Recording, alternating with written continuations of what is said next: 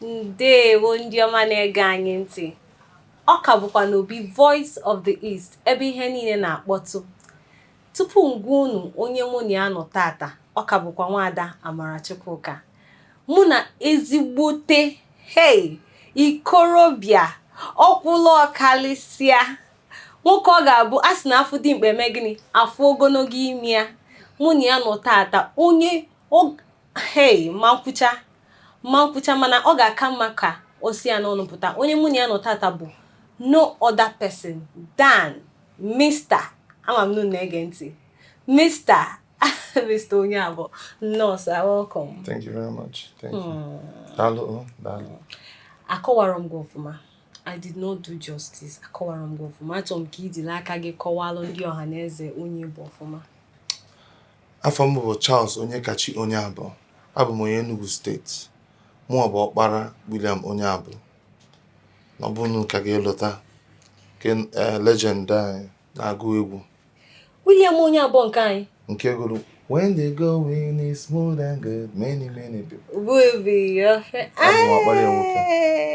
Ọkwa odogwu ka anyị na-anọ tata odogwu Igbo ji ebu ọnụ nnọọ n'obi Voice of the East nnọọ. Thank you. Daalụ. Wee sị ka njụkwa anyị fụkwa na ị na-eme ihe gbasatara iti egwu. Wee sị ka njụ iti egwu gị ọ maka na nna gị na-eti ka iji bido tibe ka ọ maka na ihe ị chọrọ ime? Ọ maka na ihe m chọrọ ime. Ịmago oge m na-etonite na-esokwe nna m na-afụ ihe ọ na-emegasị. Ịmago eti na-aba m n'arụ. O so na-eme njiokwe n'obodo Igbo ka m gụọ egwu many years ago. Mana otezi m obodo Igbo ọ bụrụ na ịmago ụfọdụ ndị ọcha adala ichekwa ndị ojii ọ dịchọrọkwa n'ime izi wee mekọtakwa ya. Oge nna m bịazi Chukwu kpọrọ ya 2017 oge aka oge ndị mmadụ jiwazila ese ka ihe mee na ewero mmadụ na famili anyị ya ga-etake over legacy nna ya. Oge aka mụọ sizi na kọbọdụ mpụtazi ya nze ka mba yewe ha onu ị na-enyekwa anyị na-enye ha onu wee ewe nke ndọrọpụta na ife nkili nke a bụ nke na-ebugodo everywhere kịta. Wee sị ka njụọ isi na ije n'obodo oyibo wee gụba egwu. Ịma na ụfọdụ ndị bụ ha ji obodo oyibo echiche afa ha zaba ihe dịka DSV, KFG. Wee sị kedu ihe melụ iji wee kakwudosi ike wee na-azalụ afa gị n'isi? Ihe mee nji mee ya bụ na afa m na-asọ m ụzọ. Nna m nyere m ezigbo afa. Ewego m ezigbo last name Onyeabor. So achọkwa m ka legacy a continue kwa. Onye nụ afa m ọmalụ na-ewekwe ọ dịkwa ka afa ekwekwe ọ na-adakwa ka afa dị n'obodo before maka many times ewekwe ebe ọ na-abụ nga onye jụọ m afa m isi ala afa m bụ Charles Onyeabor. Ọ sị m Onyeabor na-ewekwe Onyeabor ma William Onyeabor si ọ my father ime na ya ihe niile echenji. So asịkwa na eme njiga eze akwa afọ ahụ. Dịka isi na-enwe ebe ọ ga-abịa ije ikwuo maka Onyeabor ndị mmadụ asị na nwechi ịjụ ọ dị gị ka afa nna gị a na-emepere gị ụzọ n'ihe gbasatara iti egwu gị? Ọ dị emepe m ụzọ, ọ na-agbakalụ m ụzọ.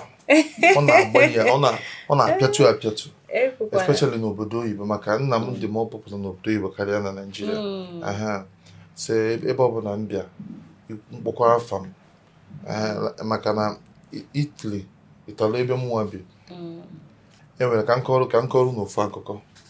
Enwere ofu ụbọchị mbata na ihe dịka bar ndị ọcha na-ebe a wee na-eme asị na onye nke agbakakwa dị mkpa ha na-asụ asụsụ Italo nnọọ ha mee ka na manụ ya. Emechazie ha na-agwa enwe bar sị na onye nke dịkwa ka ọ bouncer ka ọ bụ na ọ gba dị mkpa. Ọ sị ya mgbe na onye abụkọ bouncer ọ na-agụkwa egwu otu a ka esi wee dịma mkpọọ m sị na ndị asị na ndị ka bouncer. Anyị wee chọọchị ha wee sị nke ụdị egwu nna agụ sị ya na nna agụ na m bụ versatile artist.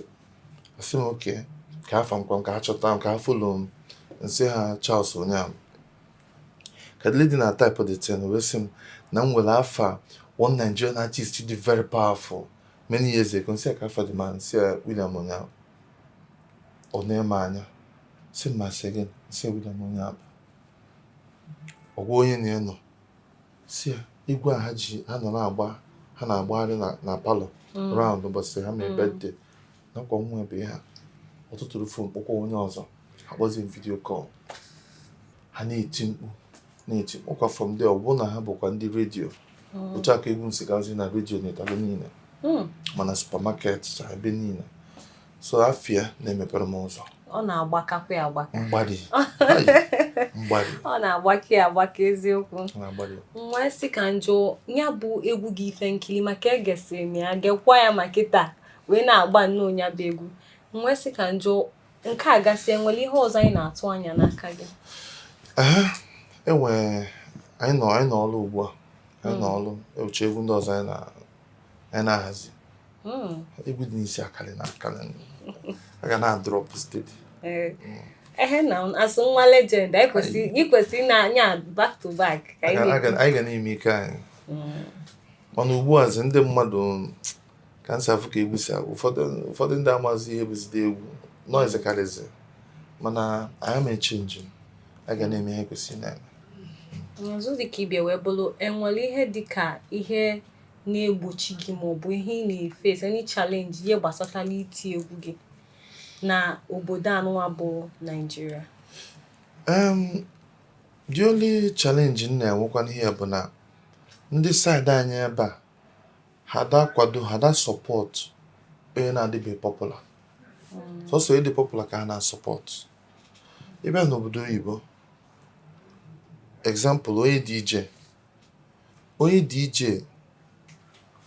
ọnụ egwu gị like ya feel na egwu a ga-adị mma maka pati ọ chọrọ ime mgbe dị popular mgbasa dị ọ ga-akpọ egwu anya ebe ahụ mana ebe a ọ bụ na ọ sọkwa gị egwu gị na-atọgbu onwe ya a na-amarọ gị ama gbakwa egwu ahụ so ihe bụ ihe dị iche mana anyị believe ka na nwayọọ na ihe niile ga na-echenji ọ na-atụgharị ọzọ dị ka ịbịa wee bụrụ enwere onye na-agụ egwu na Nigeria ị ga-achọ ka gị na-agụkọrịta egwu ọnụ?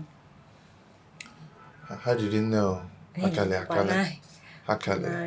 ka mbidogo with ndị Igbo anyị dịka ma Fino ma Flavor ha ncha collabo m ya kafchakwa kịta I wouldn't mind anyị bụ nwanne anyị jiri egwu anyị na-agwa ụwa okwu then ndị dịkwa ka Burna Boy akwa Davido ha ndị a niile I wouldn't mind mana ọ da-adịkwa mfe mana I'm on the right track anyị na-aga nsogbu adịrọ enweghị ị ga-achọ ịgwa ndị chọrọ ibido gụba egwu dịka onye egwu dị n'ọbara maka nke ga-abụrụ ihe anọkata bido ọ dị gị n'ọbara enweghị ị ga-achọ ịgwa ha?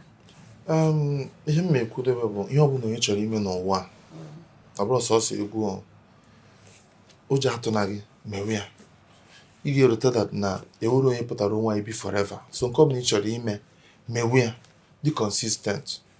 Ụfọdụ oge enwere m ike ipost ihe na social media mmanwe ọtụtụ like mpụtazie somewhere mmadụ asị m na ihe ha post amakakwa ọbụna ndị mmadụ na-afụcha mana ụfọdụ ama react to it osi na ndị mmadụ na-afụcha ihe ha niile so na-epost na-eme na-agwa ndị mmadụ and enwe ihe ọzọ m chọkwara ikwu enwe ndị na-agụ egwu na-ewu ya na nọọ ihere ị na-akpọ egwu gị ma onye na-agwa ndị mmadụ maka onwe gị mbanụ a na-akwụ ụgwọ for ime advertise mana nke ị mere onwe gị n'idiri ịkwụ ụgwọ jiri aka gị na-agwa ndị mmadụ maka egwu gị ifela emena gị ihe ọbụla na-ekwu ya ha nchịkọgọn ha kọwagọn mewu ya ụbọchị nta chụọ na owere nchi ọbụla nọrọ ọfụma ka bụ eziokwu okwu gị kwụ nnọọ ọtọ ka isi kwụla ọtọ anyị abịagokwe na nchịkọta mkpakọrịta ụka chetakwa a sị na ihe ọbụla ị na-eme gị mee gịnị gị mesie ike ọ ka bụkwa na Obi Voice of the East n'oge nkata ka emesịa